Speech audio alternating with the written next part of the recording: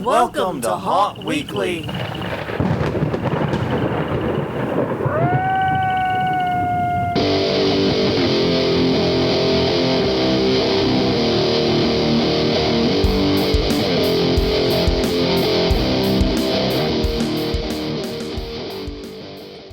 Hello, everyone. I'm Jonathan. I'm Crystal. And this is Haunt Weekly, a weekly podcast related to attraction entertainment industry. Whether you're an actor, owner, or just plain aficionado, we aim to be a podcast for you. And we come to you this week with a bit of an unusual format of the show.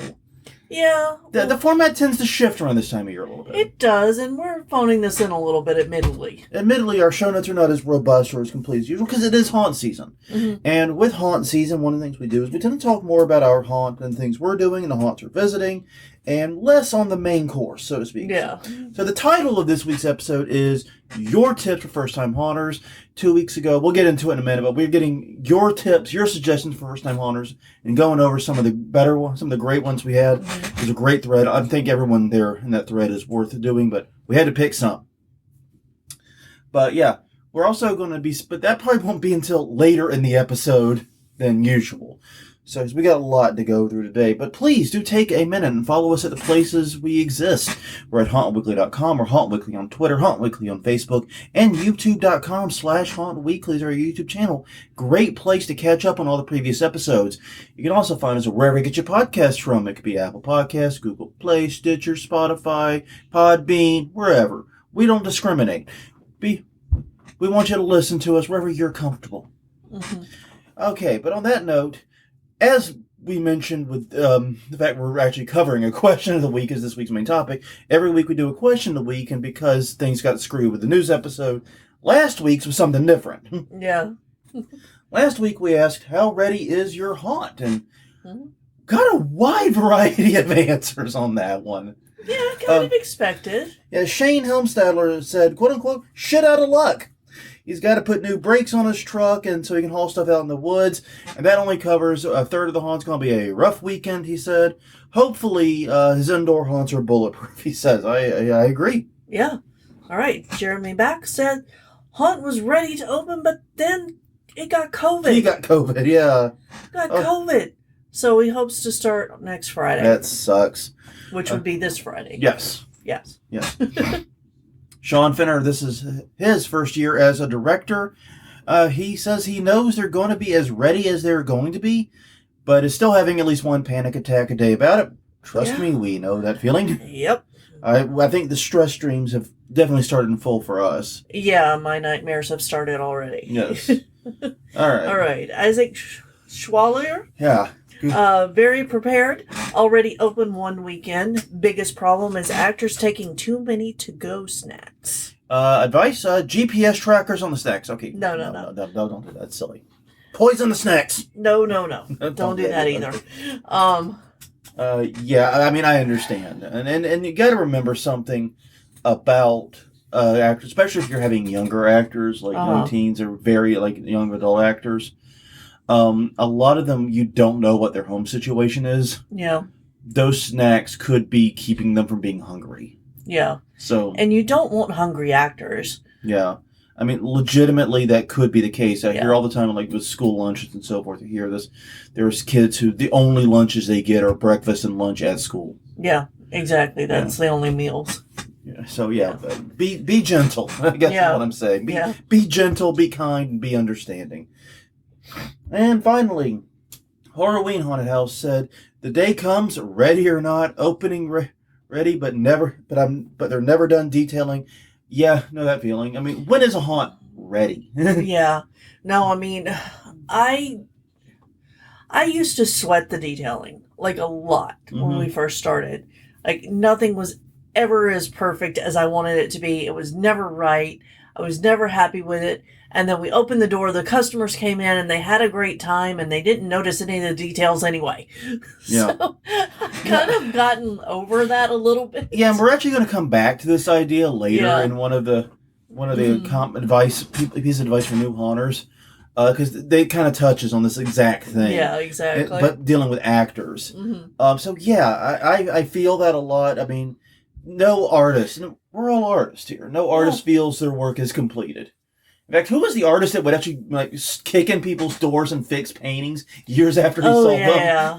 Who was that? I don't remember the name of the artist. It's a big name artist, though. Yeah, but I do remember the story because I learned it in art history. Yeah, basically he'd rock up and just kick the door in. Excuse me! And start painting on the painting that he had sold years before. Or you would just, take it and say, I'll bring this back and never bring it back. Yeah, it was never done. We are artists in general are a weird bunch. Mm-hmm. Okay, but this week's question of the week. We're never satisfied. Never satisfied, it's true. Mm-hmm. Asking the perfect follow-up. How'd your first weekend or night go? Yeah. I'll be curious to know. Let us know at hauntweekly.com, HauntWeekly on Twitter, HauntWeekly on Facebook, and YouTube.com/HauntWeekly. All right, so the first part of this episode where we talk about the haunt stuff we did mostly this weekend. Yeah. Going to take a minute. And may include a 5 to 10 minute rant about lights. Okay. Spoiler alert. I know. I'm just saying it now. You might be in for a long rant about yard lights. Yeah. In a minute. Because what we did in haunt this week is basically doing the yard display. Mm-hmm.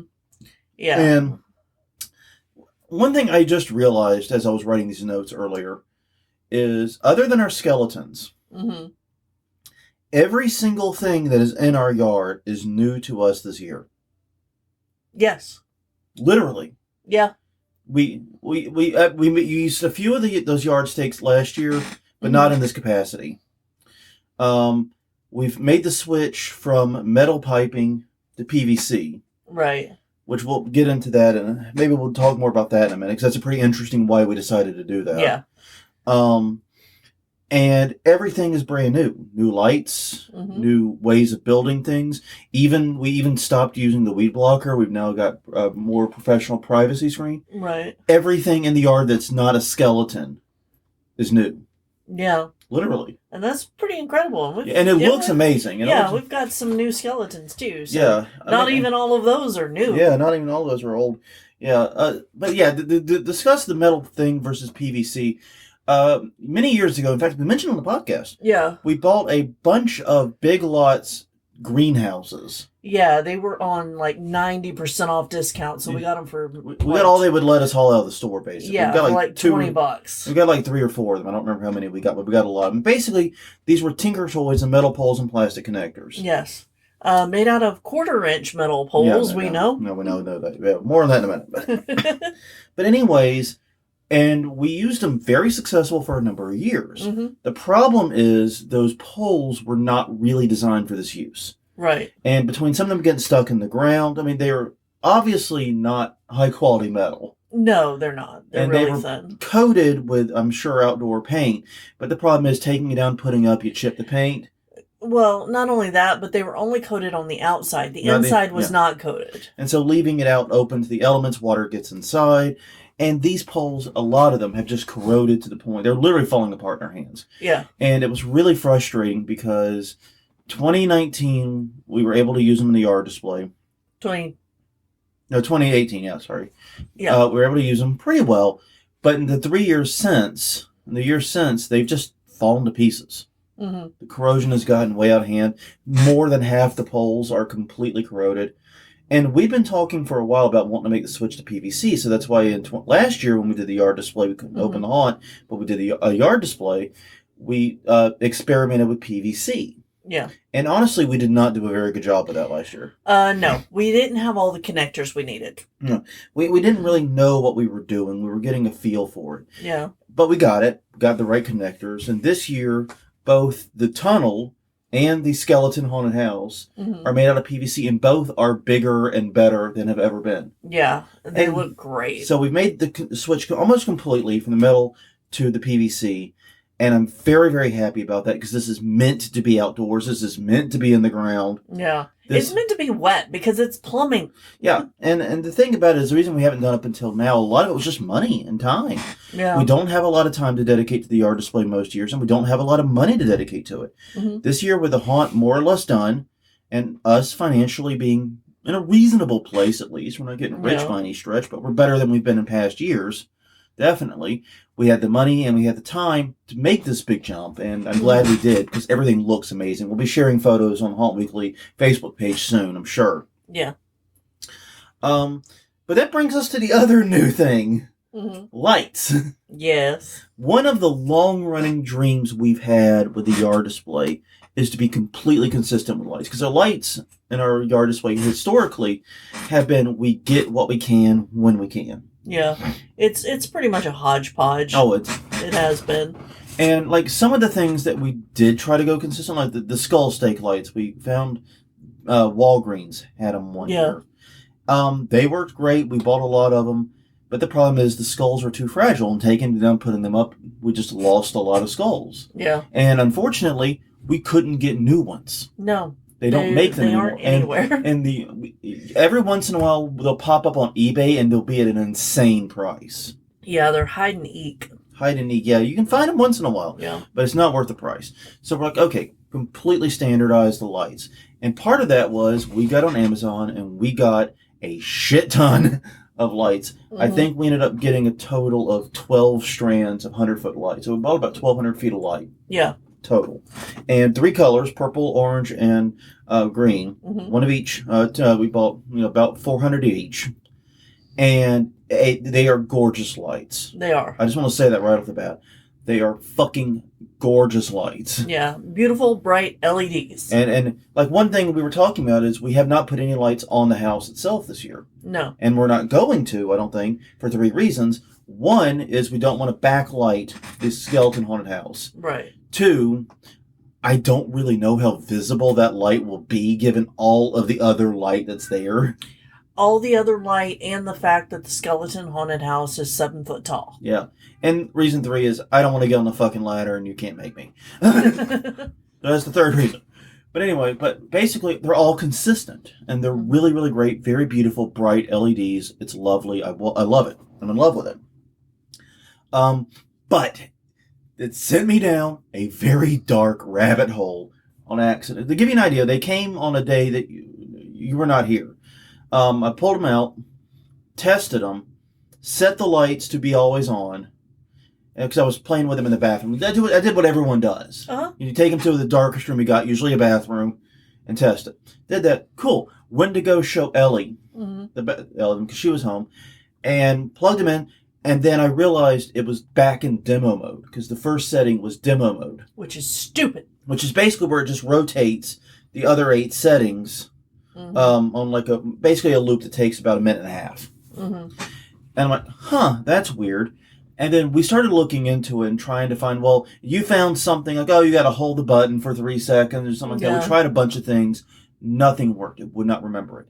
And then buried in the questions and answers on Amazon side, we bought these off Amazon. There was a comment from some guy. Now, I want to be clear about something before I jump into this. We did not cheap out with these lights. No. We got a good deal. Yeah. But these lights are about the same price as a similar set at Home Depot would be. Mm-hmm. They're in the same range. And the only difference is we were able to buy them in larger quantities and more colors. Yeah. That's the only real difference.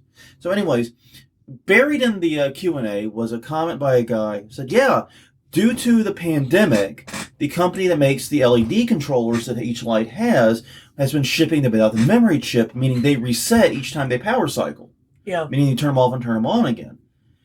And then dread started in. Because we started talking, because the lights, like I said, are beautiful. Yeah. They are bright, they are lovely, and they are long. Though the green's apparently not quite as long. We'll get into that in a minute.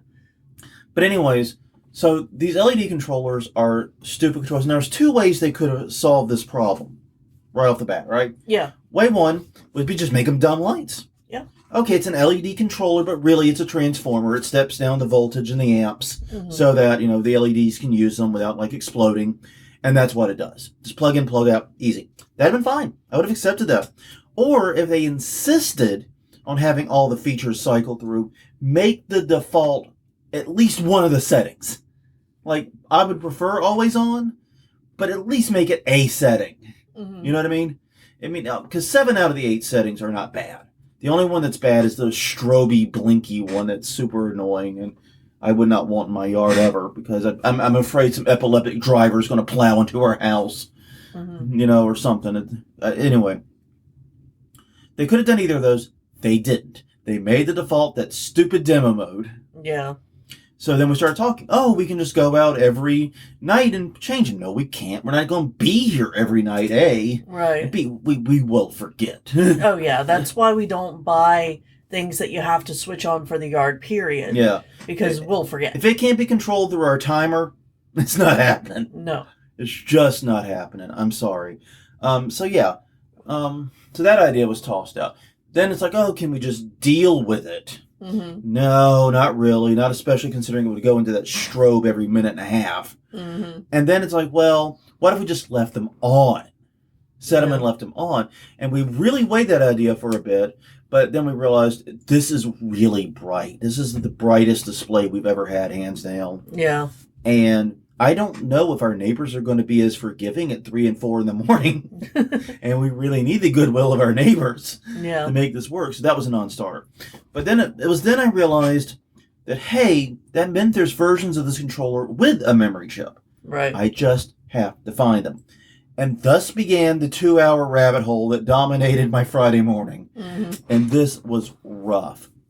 Because basically I started looking up everything I could about the controller and the other parts of the light. And it's what's really frustrating is the controller's got a really, really long part number that basically just tells you the volts and the amps it outputs. And it's got a -C at the end. And I was thinking, okay, I need to look for a -A or -B, or maybe if they've got a new one with the memory chip, a -D. Mm-hmm. Right? You know, it's like Star Trek Enterprise, right? You just got to find the right letter. No.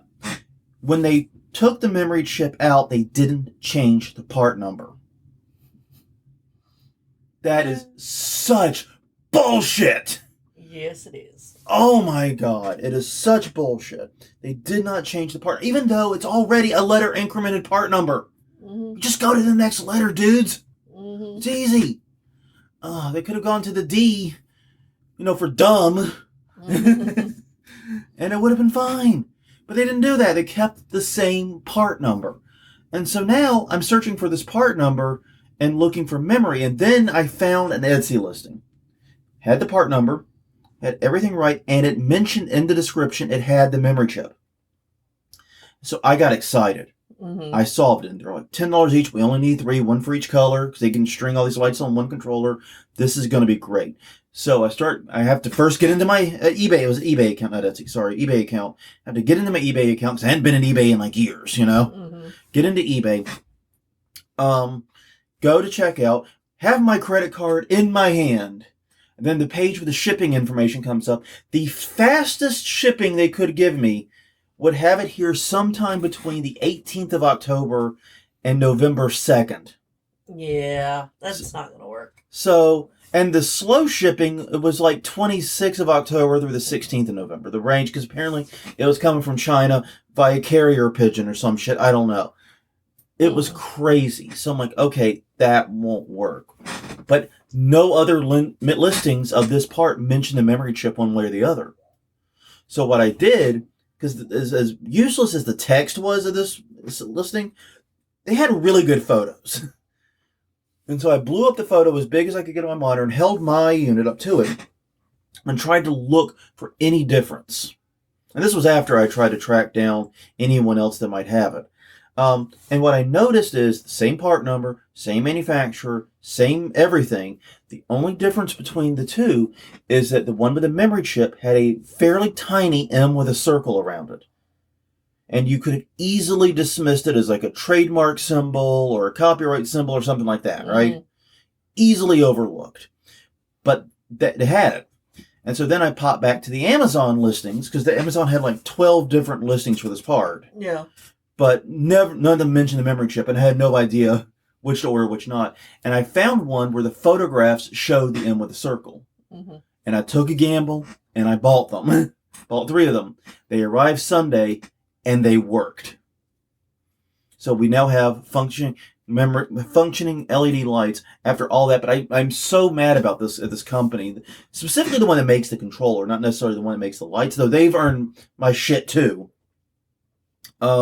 Because like I've mentioned earlier, the green strand, even though they all had the same descriptor, the only thing changed was the color. The green strands were about 10 to 15 feet shorter Mm-hmm. than the others. Yeah, they were not 100. No, they were not It 100. took all 4 strands to get around the yard. And even then, it was fairly close. Mm-hmm. But anyways, other than that, the lights themselves are wonderful. It's these controllers that have been a thorn in my side, but luckily we've got it sorted. And I feel like my brief foray when I was a younger man into finding parts for construction companies paid dividends because I used a lot of those skills. So yeah, it has been a frustrating day. We are behind on the yard, partly because of these technical issues, and partly because we're making such a big, ambitious overhaul. Well, and also because my day job decided that I needed to work 6.5 hours on October 1st, which meant the time to work on the yard was cut both Friday night and Saturday during the day. Yeah. Yeah, so we've had a rough run with getting this yard displayed, but luckily we got a few more skeletons to put up, a few more pumpkins to put in place. Yeah, and it's not as rough as last year. No, it's not as rough as last year. Last year we didn't get done until like midway through October. Yes, because I had a wreck. Yeah. Tomorrow. Yeah, Anniversary is tomorrow. Yes. But anyway, so it's been rough. I'm not going to lie. Mm-hmm. Now that takes us to our haunt visits. Yes. We had planned to visit Mortuary Friday. Yes. But between your job, Uh-huh. how behind we were in the yard, and everything else, we just opted to skip it. We are actually planning to do it on October 13th now. Yeah. That's their first Thursday that they're open. Mm-hmm. So we'll be doing that. We did go to New Orleans Nightmare on Sunday. Right. And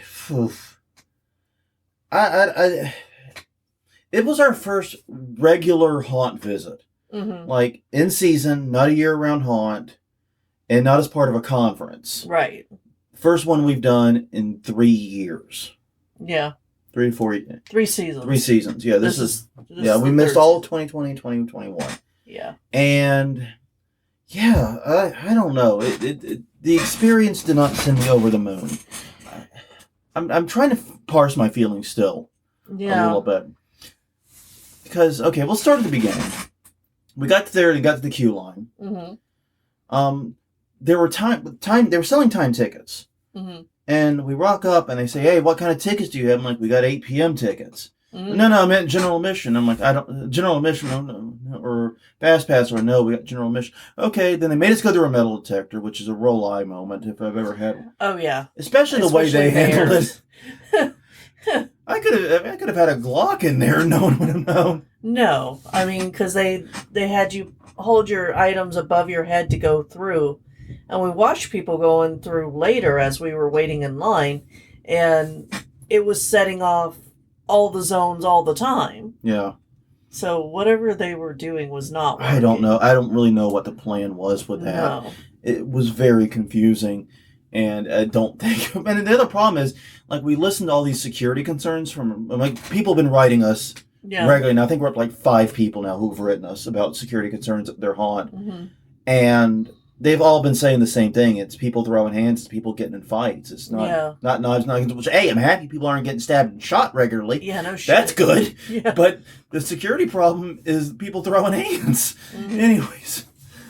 Anyways... even though it was a very dead time for the haunt, we still waited at 30 to 40 minutes. And it was a very odd wait.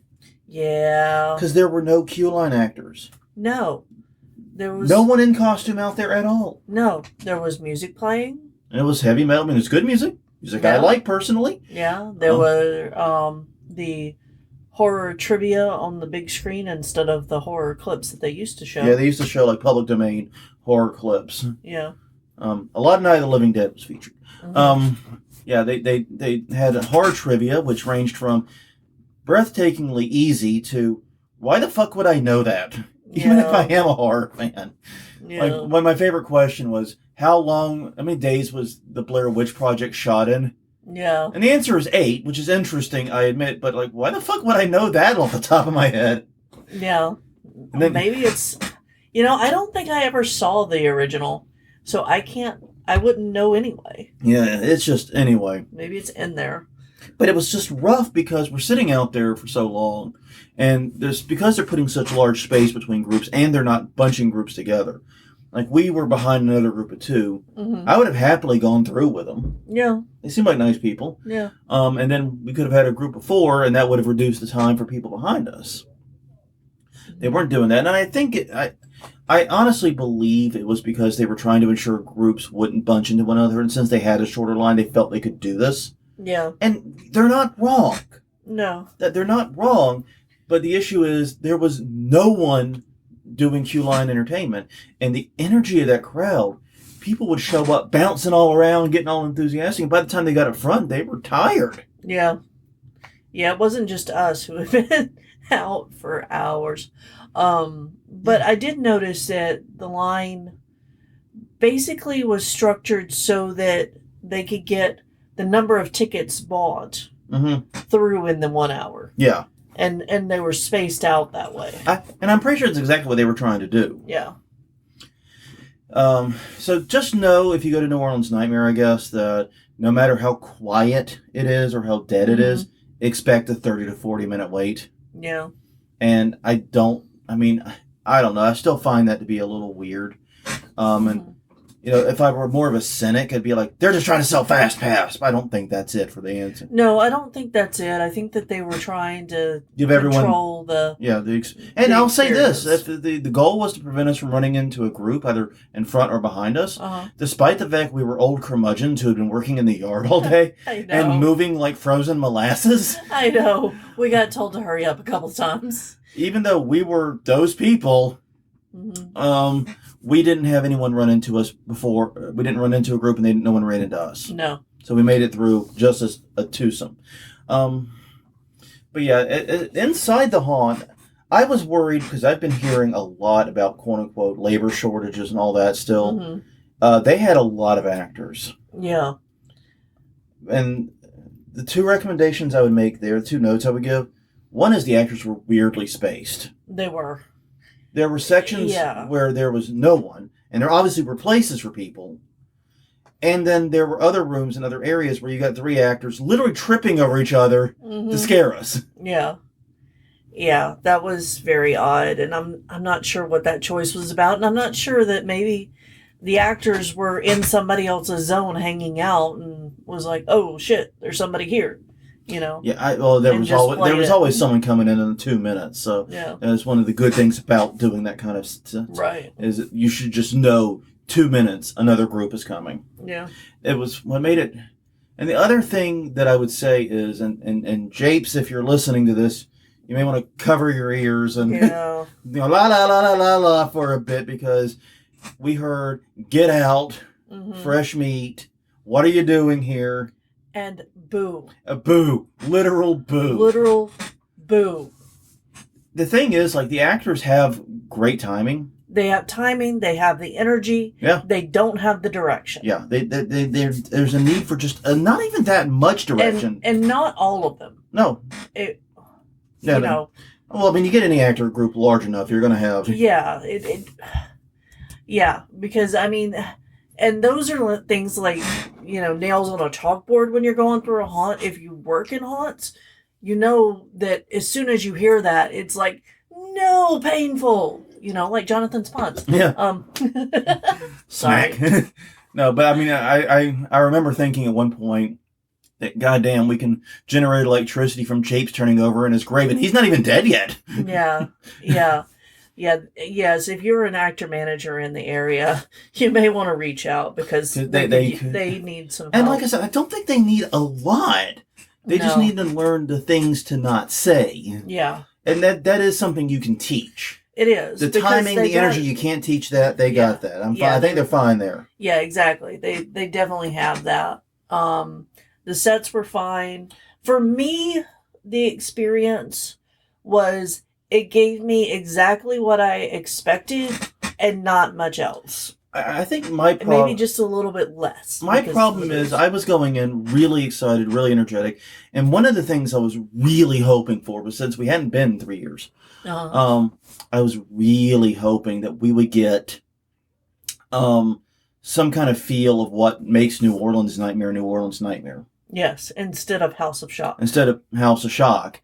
And all of the really memorable stuff in terms of sets and designs like that are from House of Shock. Yeah. And yeah, they're great stuff, but this is supposed to be a different haunt, and it's the only haunt in the world with a New Orleans name in it. Yeah. I really wanted to have its unique, very distinct New Orleanian identity, and I don't envy that job. Yeah, I could help. Well, the problem is, like, the things you see in haunts that are New Orleanian, like the New Orleans-style cemeteries, the voodoo scenes and all that, those are in every haunt. We've seen them in haunts in Chicago and Atlanta. So many haunts have co-opted New Orleans style that making a New Orleans haunt, New Orleans, is gonna be difficult. You know, on the French Quarter scene that's in there, it would be really funny if one of them asked where we got our shoes. That would be the most distinctly New Orleans thing I think they could do. Right? That is really good. Especially if he's walking around with a hand grenade container. Yeah. Well, no, because it's usually not that. I know. Well, no, you got to have the drunk tour somewhere else doing it. Then. Yeah. Because that was what's so frustrating. It's like, I want this haunt to have its own voice. And I'm hoping that the goal isn't just to wait long enough that people forget about the House of Shock stuff. Yeah. And that gets co-opted into their voice. Yeah. I really want them to have a truly unique voice.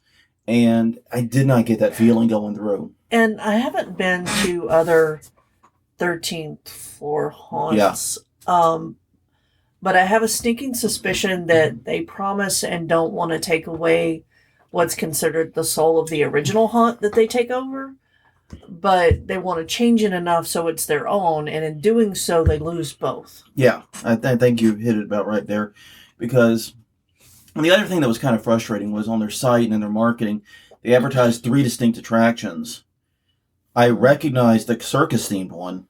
The clowns. The clowns, that was the clown area. I did not get the other 2. No. At all. The first scene was a hotel sequence, and it was a decent hotel sequence. It had one of my favorite props I've seen in a long time. Yeah. The laundry basket filled with gore stuff. That was just fucking awesome. Yeah. And they had a great distract and startle. Oh, the very first sequence in there, yeah. Yeah, it was really good. You can tell that was a scare-forward design. Yeah. Yeah, they did a lot of great stuff in there, but it did not sing the scenes they were supposedly putting in there, the attraction they were supposed to putting in there. I didn't get that. And this is sacrilege. People who listen to this podcast for a long time may like pucker in violence as I say this. Or pass out. Just from shock. But I think the clown scenes were the best. They were vibrant. Energetic as fuck. The actors were engaging. Were very good. They got in your space the right amount. They didn't say anything stupid. Yeah, we didn't hear... That was not the sequence we heard boo in. No. Christ. Yeah, like I said, they've got a lot of actors. They've got a lot of great actors there. They just need a little bit of direction, and I think it's good to go. Yeah. And Japes, Japes, help him out, man. Yeah. Seriously. After you're done with... everything else. So... I don't know, 2025 or whatever. Yeah. Anyways, but yeah, so that was New Orleans Nightmare. I mean, I'm sure we'll talk more about it as the season goes on. But let's go back to 2 weeks ago. Yeah, because we've got a few minutes left. Yeah, we've got about 20 minutes left. We're good. We asked you all what your advice is for new haunters. And honestly, the answers we got were just legend. Yeah, the conversation was really good around this one. Yeah. And I was really happy about it. And I decided, you know what? It's haunt season, so we get to be lazy on the show notes a little bit. Let's do your advice. And that's exactly what we're doing right now. And why don't you start us off, Crystal? All right. Jerry Ferraccio says, if you have a community theater in the area, volunteer to build sets or work on costumes. You can learn more about prop building or how to fake a great costume. I'm pretty sure that meant make. I think so. Well, I don't know, because a lot of costuming is faking it. That's true. I mean, if that is a typo, it is a pretty ingenious typo. Yeah. In one show, then in dozens of YouTube videos. I think there's truth in that. And that is something you would do in the off season for haunting. Do it in summer, do it in winter. Yeah. Go ahead. Go ahead. No. I would say to add to this, look and see if they've got improv classes too. Because if Yeah. you're looking into getting into acting, or basically they'll have whatever you're looking for. Yeah.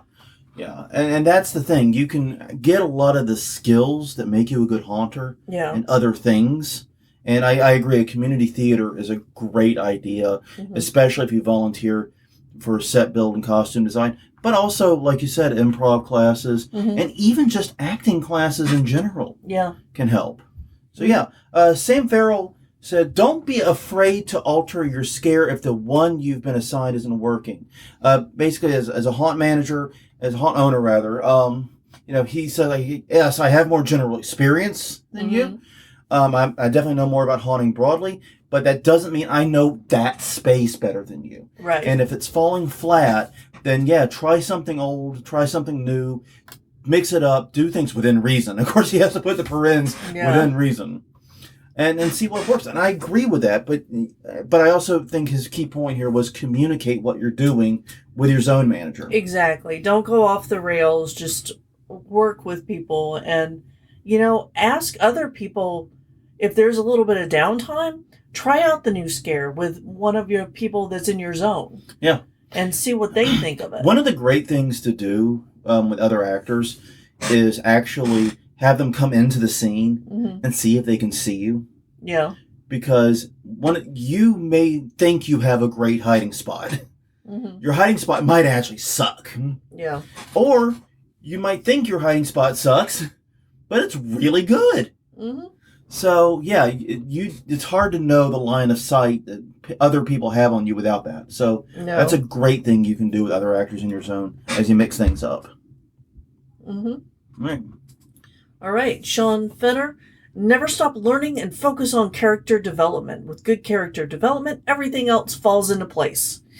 And I think we went back on, we touched on this when we were talking about it the first time, is that write a story for your character. And I think we've even done an episode on that. Yeah. I'm sure that we've done something on it. If not, we need to. The thing about character development is, and this is great advice for 99% of haunters, but there is this small group of haunters, they get way too caught up in their character. And they're not many in number, believe me. The number of haunters who need to be told invest more in your character far outnumber the ones that need to be told to dial that shit back. Yeah. So it's good advice in general. But there are haunt actors, in particular a lot of the roaming actors and a lot of the specific characters that travel, they get so caught up in their character that they can't or won't do what is needed of them at that haunt. And that generates a lot of frustration. It does. I mean, we've had that issue here. Yeah. And we eventually just let them go because they couldn't do what we had needed them to. They had a very specific vision for the character. It was completely incompatible with anything we had in the haunt. In fact, it was honestly pushing them toward doing dangerous things that we can't allow and will not allow. So, yeah, we've been in that situation a couple of times. But, yeah, I agree completely. The main focus should be for most actors. Think about your character. Think about what makes it different. If you're clown 3 in a clown room, how is your clown different from the other 2? Yeah, exactly. What does your clown do that's different? Just something to think about. Let's worry about this. You got an idea. Yes. I was also going to say, going to some of these points, if you are an actor in an area and the owners have given you enough space to keep some distance from customers, just remember that some people punch when they get scared. So know your area. Yep. Know your retreat spaces. If somebody's coming at you, know where you can go to be safe. Yeah. Greenbrier Cemetery, this is the one that ties back into what we were talking about earlier. The detailing. Don't stress about perfection. People don't have your expectation for your haunt. Do the best you can do, and just realize that guests don't know what something is supposed to be. Yeah. And we know what the haunt's supposed to be. Yeah. And when it doesn't live up to that, it pisses us off. Yeah. It hurts us. It sucks.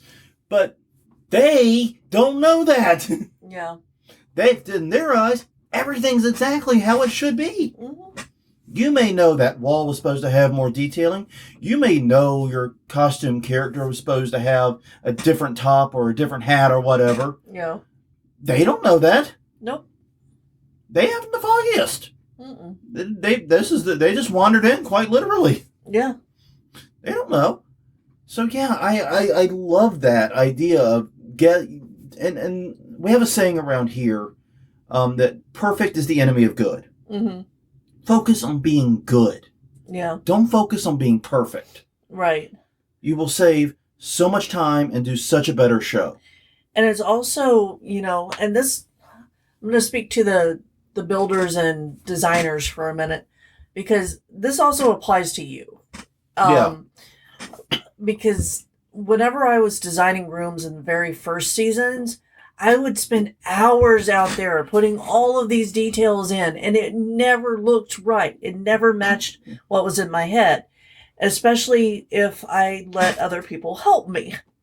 But eventually I'm like, well, I can either try to kill myself putting all these hours in, or I can accept help. And even though it's not going to match what I had in my head a lot of the times, it's still going to be good enough, and the customers are still going to enjoy it. Yeah. I mean, I really, don't beat yourself up over your mistakes. Don't beat yourself up over the things that aren't the way you want them, because it's not worth it. Yeah. And I think that idea of the customers don't know what you know. Exactly. Is so powerful. It is. Because the only reason you're upset that your character isn't exactly the way you want, or you don't look exactly the way you want, your scare isn't working the exact way you want. Mm-hmm. The only reason you're upset about it is because you know how you wanted it to work. You put those expectations on yourself. Yeah, they don't have that expectation. Nope. You don't have to worry about them. That is such great advice. Yeah, it is. I really genuinely love that one. Okay, moving on. Gary Adams says, you are there to make memories. Damn right. As Carter says, make them laugh or scream or gasp or even say damn, and you have done your job. Stay hydrated, snack as well as you can. Cough drops, lemon and honey will save your voice. Do vocal warm-ups every night. And stretch before, after, and during breaks. Yeah, a lot of this is this. We talked about a lot of this in the episode we did. But yeah, do all the stuff to keep your body safe. Yes, you only have one. You only got one. And take it from two people in their 40s who have done decades of haunting, and some of the toll that is on our body came from that. Oh, yes. So please, please, please be careful. Be smarter than we were when we were young. Mm-hmm. And I agree with everything on this list. Yeah. Speaking of Carter, you're a haunt actor, not a scare actor. Mm-hmm. I love this, by the way. Yeah. I love the way of thinking. Remember that everyone that comes to your haunt may not get scared or scream or drop on the floor and pee themselves or whatever. Yeah. But make them laugh. Immerse them in the experience. They didn't pay just to get scared. They paid to be entertained. And that is, once again, we've said it a million times. Mm-hmm. We've echoed it through the halls of haunting. You cannot scare everyone, but you can entertain everyone. Yes. And, I wish that was one of the things that was also frustrating at New Orleans Nightmare, is that everyone was trying to scare. It's obvious that we're not going to be scared. Like, you can catch us off guard. You can startle us. Yeah, I startled the shit out of myself in there. Yeah. Yeah. Yeah, I was looking at an actor that was beside me and like, continuing to walk, in a piece of like creepy cloth hanging from the ceiling, just right in my face, and it was like, fuck, got myself. Mm-hmm. Yeah. Yeah. Spider, no, cloth. Yeah. So I wish that more actors would understand that. I do wish, and this is something that I wish a lot of owners and actor managers would understand, is like in professional wrestling, right? Mm-hmm. They say any reaction is a good reaction. Yeah. If you're the heel, you want to get booed. If you're the baby face, you want to get cheered. Mm-hmm. But any reaction is a good reaction at the end of the day, because that means you made the crowd feel something. Right. And that's what we're trying to do. We're trying to make them feel something, and it doesn't necessarily have to be fear. It can be laughter. It can be humor. Yeah. Yeah, if something isn't working, go to something else. Don't have one tool in your toolbox. You can tell an emotional story. You can make people feel sorry or pity even. Like some of the victim roles can do that. Mm-hmm. They're not scare roles. They're designed to instill a feeling of pity or, sympathy toward that person. Mm-hmm. So, yeah, you can make people feel and react in a variety of different ways. Don't focus on just scaring. Mm-hmm. All right, next up. Max Schick said, build stage presence. Mm. Study frontmen such as Alice Cooper, Attila from Mayhem, or Eric Danielson of Watain. Yeah.